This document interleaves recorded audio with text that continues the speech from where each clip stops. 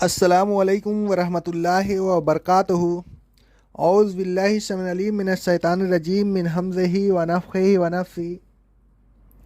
سورہ بقرہ کی آیت نمبر 21 اور 22 میں اللہ رب العالمین فرماتا ہے، اے لوگوں، اپنے رب کی عبادت کرو جس نے تم کو اور ان لوگوں کو جو تم سے پہلے گزر چکے ہیں پیدا کیا تاکہ تم متقی بن جاؤ۔ وہی ہے جس نے تمہارے لیے زمین کو فرش بنایا، آسمان کو چھت بنایا اور اوپر سے یعنی بادل سے پانی برسایا، پھر اس کے ذریعے تمہارے کھانے کے لیے پھل پیدا کیے۔ یہ کام ایسے ہیں کہ اللہ تعالیٰ کے علاوہ کوئی نہیں کر سکتا، لہذا کسی کو اللہ کا شریک نہ بناؤ۔ اور یہ بات تم بھی جانتے ہو کہ اللہ کا کوئی شریک نہیں ہو سکتا۔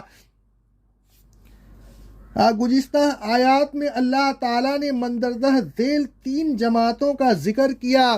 پہلی جماعت وہ لوگ جو راہ حق پر چل کر منزل مقصود پر پہنچ جاتے ہیں، یعنی متقی لوگ۔ دوسرا وہ لوگ جو حق پوشی اور حد دھرمی کرتے ہیں، ایسے لوگ راہ ہدایت پر نہیں آ سکتے۔ تیسرے وہ لوگ جو دل سے حق کا انکار کرتے ہیں اور زبان سے حق کو ماننے کا دعویٰ کرتے ہیں، یعنی منافقین۔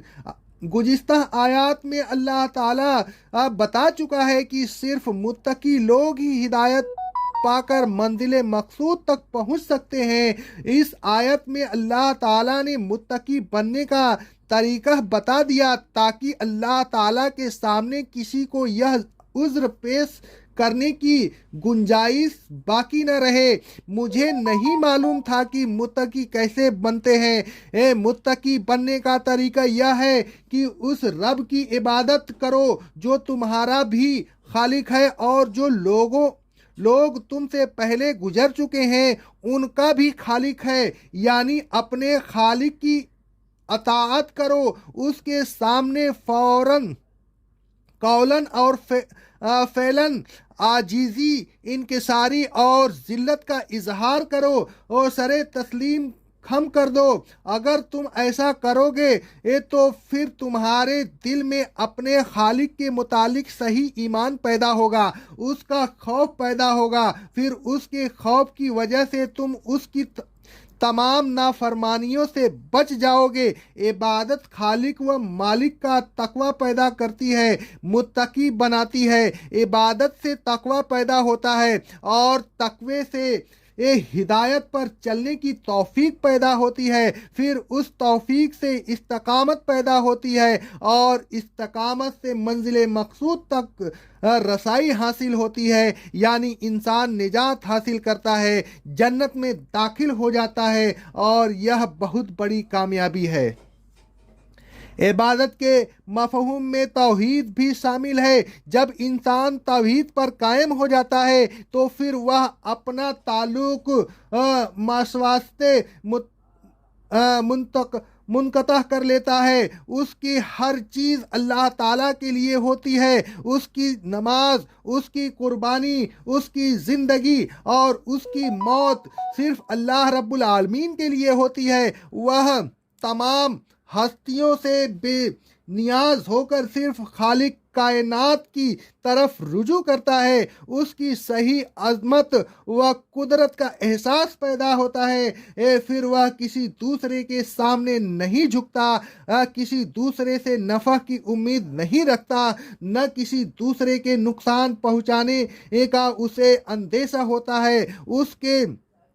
اس کی مرادوں کا مرجع و ماوا صرف اللہ ذوالجلال کی ذات ہوتی ہے۔ وہ صرف ایک اللہ ذوالجلال کی نفع پہنچانے والا سمجھتا ہے، اللہ اکیلے کو نقصان کا مالک سمجھتا ہے، لہذا اس کے دل میں صرف ایک اللہ مختار و قہار کا خوف پیدا ہوتا ہے۔ یہی خوف یا تقوی ہے جو اس کے دل کو منور کرتا ہے، اس کو برائیوں سے بچاتا ہے اور اس کو کامیابیوں اور کامرانیوں سے ہمکنار کرتا ہے۔ ایک مرتبہ حضرت جبرائیل علیہ الصلوۃ والسلام نے رسول اللہ صلی اللہ علیہ وسلم سے دریافت کیا، ما احسان کی کیا کیفیت ہے؟ رسول صلی اللہ علیہ وسلم فرماتے ہیں، صحیح بخاری صحیح مسلم کی حدیث ہے، تم اللہ کی عبادت کرو، اس طرح کرو گویا کہ تم اسے دیکھ رہے ہو، پھر اگر تم اسے دیکھنے کی کیفیت نہ پیدا کر سکو تو یہ تصور پیدا کرو کہ وہ تمہیں دیکھ رہا ہے۔ عبادت و اطاعت اور بندگی یہ کیفیت دل میں ایک خاص کیفیت پیدا کرے گی، یہ تقوی بڑھتا چلا جائے گا اور انسان متقی بن کر اور ہدایت و نجات حاصل کرے گا۔ عمل کے لحاظ سے بہت سی عبادتیں ہیں جس میں دوسری فرصت نماز ہے۔ اگر نماز اس کیفیت کے ساتھ پڑھی جائے جو کیفیت کی مذکورہ بالا احادیث میں بتائی گئی ہے تو نماز یقیناً تقوی پیدا کرے گی۔ مزید برآں نمازی اگر غور کرے کہ وہ کسی کے حکم سے نماز پڑھ رہا ہے، وہ کیونکہ کسی دوسری طرف نظر اٹھا کر نہیں دیکھتا، وہ اللہ تعالیٰ کے علاوہ کسی اور کا تقوی کیوں نہیں کرتا؟ کیا وہ جس معبود حقیقی کے حکم سے نماز کی حالت میں کسی کی طرف نظر اٹھا کر نہیں دیکھتا، کیا اسی معبود حقیقی کے حکم سے اسے نماز کے بعد ان چیزوں کو دیکھنا چاہیے جن کے دیکھنے کو اس معبود حقیقی نے منع فرمایا ہے؟ کیا جس معبود حقیقی کے حکم کی وجہ سے وہ نماز کے دوران کوئی اور کام نہیں کر سکتا، کیا نماز کے بعد اسے ان تمام کاموں سے پرہیز نہیں کرنا چاہیے جس سے پرہیز کرنے کا حکم اس معبود حقیقی نے دیا ہے؟ کیا جس معبود حقیقی کا وہ نماز میں بندہ ہے، نماز کے بعد وہ اس معبود حقیقی کا بندہ نہیں رہتا؟ اگر رہتا ہے اور ضرور رہتا ہے تو پھر نماز کے بعد وہ کس طرح اس معبود حقیقی کی نافرمانی کر کے اس کی غلامی کا طوق اپنی گردن سے نکال دیتا ہے؟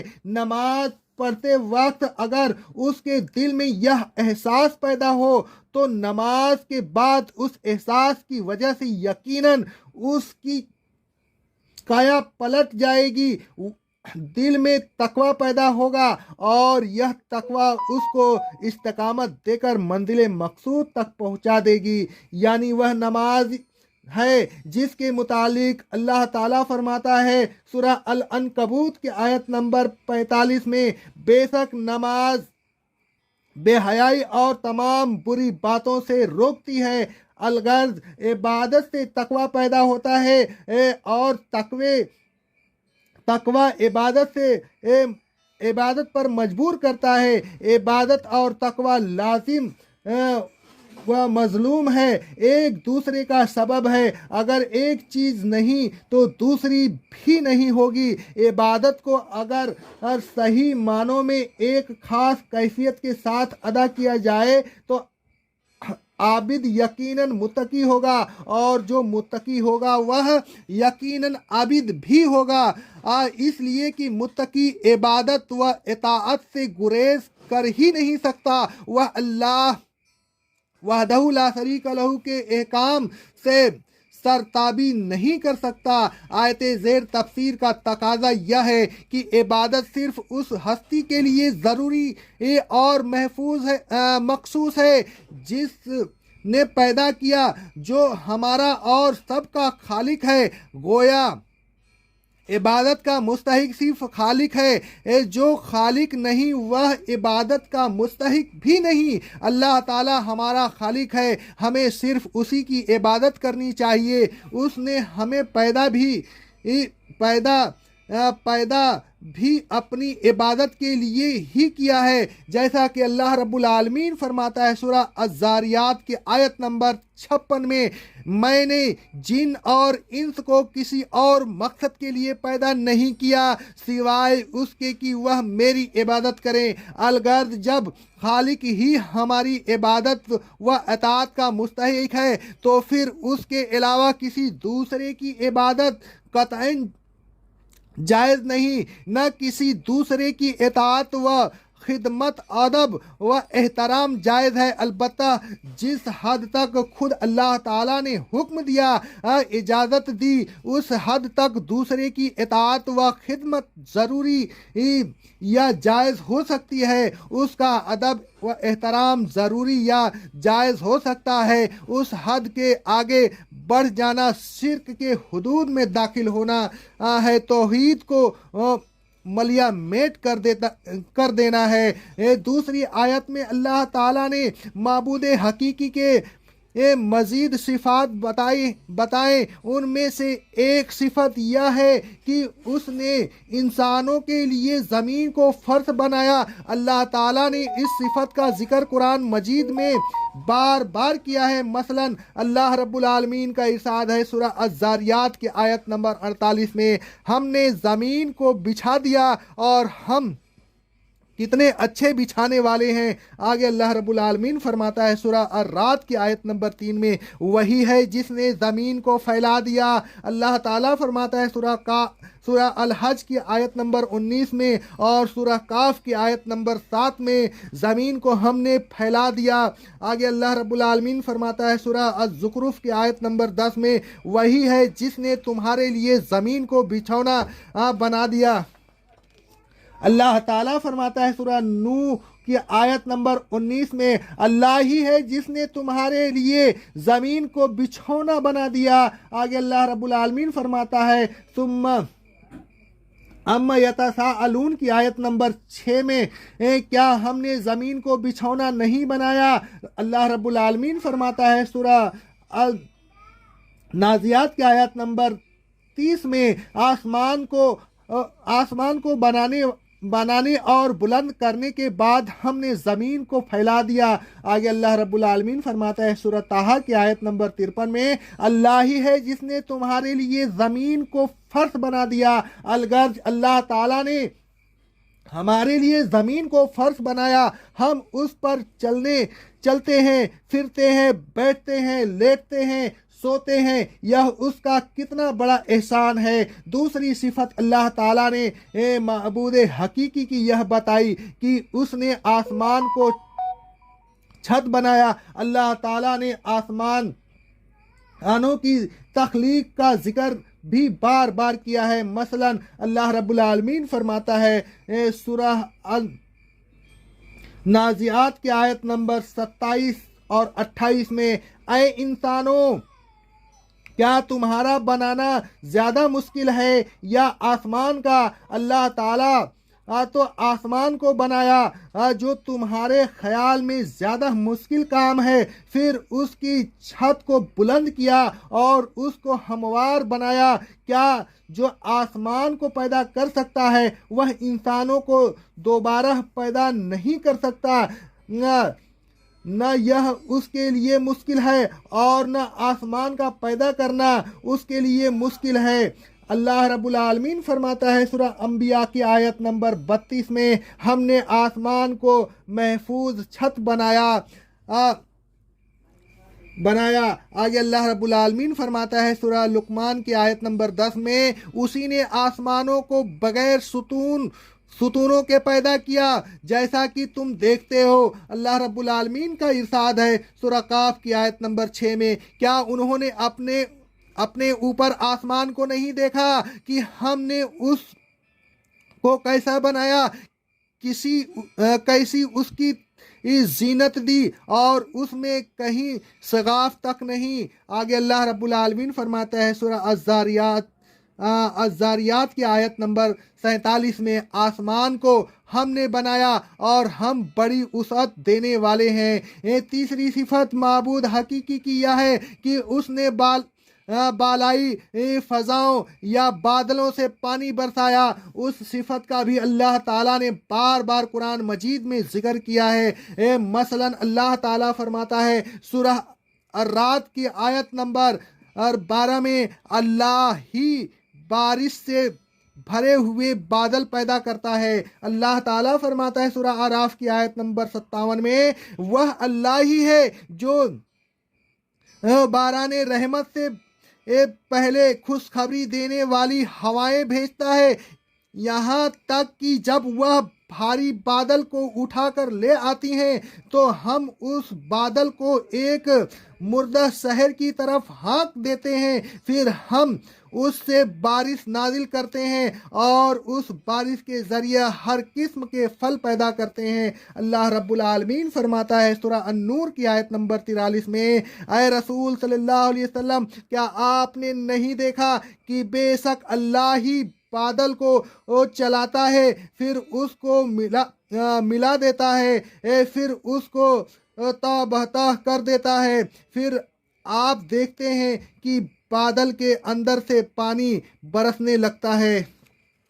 اللہ رب العالمین فرماتا ہے سورہ الروم کی آیت نمبر 48 میں، اللہ ہی ہے جو ہواؤں کو بھیجتا ہے، پھر وہ بادل کو اٹھاتی ہیں، پھر اللہ ہی اس کو آسمان میں جس طرح چاہتا ہے پھیلا دیتا ہے اور تہ بتہ کر دیتا ہے، پھر آپ دیکھتے ہیں کہ اس کے درمیان سے پانی برستا ہے۔ آگے اللہ رب العالمین کا ارشاد ہے سورہ فاطر کی آیت نمبر 9 میں، اللہ ہی ہے جو ہواؤں کو بھیجتا ہے، پھر وہ بادل کو اٹھاتی ہیں، پھر ہم اس کو مردہ شہر کی طرف ہانک دیتے ہیں، پھر ہم اس بارش کے ذریعے زمین کو اس کے موت کے بعد زندہ کر دیتے ہیں۔ تو اے لوگوں، اسی طرح قیامت کے دن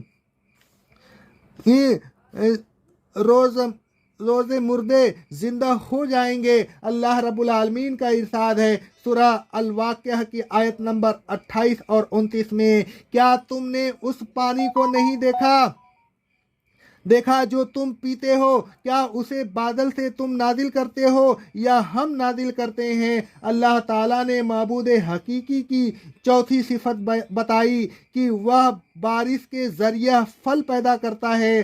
صفت کا ذکر بھی اللہ تعالیٰ نے بار بار کیا ہے۔ اللہ رب العالمین فرماتا ہے سورہ الاعراف کی آیت نمبر 57 میں، پھر ہم نے بادل سے پانی برسایا، پھر ہم ہی نے اس کے ذریعہ ہر قسم کے پھل پیدا کیے۔ آگے اللہ رب العالمین فرماتا ہے سورہ ابراہیم کی آیت نمبر 32 میں، اللہ نے آسمان سے پانی برسایا، پھر اس کے ذریعہ تمہارے کھانے کے لیے پھل پیدا کیے۔ اللہ رب العالمین کا ارشاد ہے سورہ النحل کی آیت نمبر 11 میں، وہ اللہ ہی ہے جس نے اوپر سے تمہارے لیے پانی نازل کیا، اسی سے تم پینے کا پانی حاصل کرتے ہو اور اسی سے درخت اگتے ہیں جس میں تم چار پایوں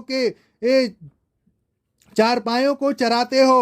اللہ ہی تمہارے لیے اس پانی سے کھیتی، زیتون، کھجور، انگور اور ہر قسم کے پھل پیدا کرتا ہے۔ غور کرنے والوں کے لیے اس میں بڑی نشانی ہے کہ جو معبود یہ کام کر سکتا ہے وہی عبادت کا مستحق ہے، وہی معبود حقیقی ہے۔ اللہ رب العالمین کا ارشاد ہے سورہ الفاطر کی آیت نمبر 27 میں، اے رسول صلی اللہ علیہ وسلم، کیا آپ نے نہیں دیکھا کہ بے شک اللہ ہی نے اوپر سے پانی نازل کیا، پھر اس نے مختلف رنگوں کے پھل پیدا کیے۔ الغرض ان آیات میں اللہ تعالیٰ نے معبود حقیقی کی چند خصوصیات بتائی، وہ یہ ہیں: پہلی ہے انسانوں کو پیدا کرنے والا، دوسری ہے زمین کو فرش بنانے والا، تیسری ہے آسمان کو چھت بنانے والا، چوتھی ہے بادلوں یا بالائی فضاؤں سے پانی برسانے والا، پانچواں ہے مختلف قسم کے پھل پیدا کرنے والا۔ یہ کام اللہ تعالیٰ کے علاوہ کوئی نہیں کر سکتا، لہذا کوئی بھی اللہ تعالیٰ کا شریک نہیں بن سکتا۔ ताजुब है उन लोगों पर जो उन तमाम बातों को जानते हुए दूसरों को अल्लाह ताला का शरीक बनाते हैं, कभी उसकी ज़ात में किसी दूसरे को शरीक करते हैं, कभी उसके हुकूक में सफ़ात में किसी को शरीक करते हैं। अल्लाह ताला फरमाता है, ऐ लोगों, उन हकाइक को जानते हुए एक ही माबूदाने बातिल आजिज हैं, बेबस हैं, न पैदा कर सकते हैं न मंदरजा बाला काम कर सकते हैं। उनको अल्लाह ताला का शरीक न बनाओ, वह अकेला है, उसका न कोई साथी है न शरीक। आगे अल्लाह रब्बुल आलमीन फरमाता है, फला तजअलू लिल्लाहि अंदादा, अल्लाह के शरीक ना बनाओ। एक मर्तबा हजरत इब्ने मसूद रजी अल्लाह ताला अन्हु ने रसूल अल्लाह सल्लल्लाहु अलैहि वसल्लम से पूछा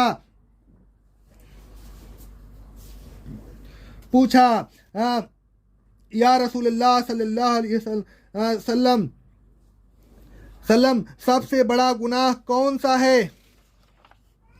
सही बुखारी की हदीस में अल्लाह के नबी सल्लल्लाहु अलैहि वसल्लम का इरशाद है, सबसे बड़ा गुनाह यह है कि तुम अल्लाह का शरीक बनाओ, हालांकि उसने तुम्हें पैदा किया है। कोई भी शख्स किसी हालत में भी पैदा करने वाले का शरीक नहीं हो सकता। अल्लाह ताला के साथ शरीक करना अल्लाह ताला को सख्त नापसंद है। शरीक अल्लाह ताला के गज़ब व खफगी का मौजिब है। रसूल अल्लाह सल्लल्लाहु अलैहि वसल्लम फरमाते हैं, सही मुस्लिम की हदीस है, कोई एक भी शख्स ऐसा नहीं जो गुस्सा दिलाने वाली बात सुनकर अल्लाह ताला से ज़्यादा सब्र करने वाला हो। बेशक लोग किसी को उसका शरीक बनाते हैं और किसी को उसका बेटा बनाते हैं, उसके बावजूद वह सब्र करता है और उसको रिस्क देता है, एक आफियत देता है और हर किस्म की चीज़ें अता फरमाता है। रसूल अल्लाह सल्लल्लाहु अलैहि वसल्लम फरमाते हैं, सही बुखारी की हदीस है, जो शख्स उस हालत में मर गया कि वह अल्लाह के अलावा किसी शरीक को पुकारता था तो वह दोज़ख में दाखिल होगा। ऐ लोगों, अल्लाह अज़्ज़ व जल ही खालिक है, वही माबूद हकीकी है, दूसरे सब मखलूक हैं, आजिज हैं, बेबस हैं, उन्हें वह कुदरतें हासिल नहीं जो कुदरतें अल्लाह ताला को हासिल है। लिहाजा उन हकाइक को जानते हुए ऐसे बेबस व आजिज लोगों को अल्लाह ताला का शरीक हरगिज न बनाएं, उनको न पुकारें। अल्लाह रब्बुल आलमीन हमें तौफीक दे कि हम शिर्क से बचें और अल्लाह के नबी सल्लल्लाहु अलैहि वसल्लम के बताए हुए रास्ते पे चलने की कोशिश करें और चलते रहें। अक़ौलु क़ौली हाज़ा अस्तग़फ़िरुल्लाह अस्तग़फ़िरुल्लाह अस्तग़फ़िरुल्लाह।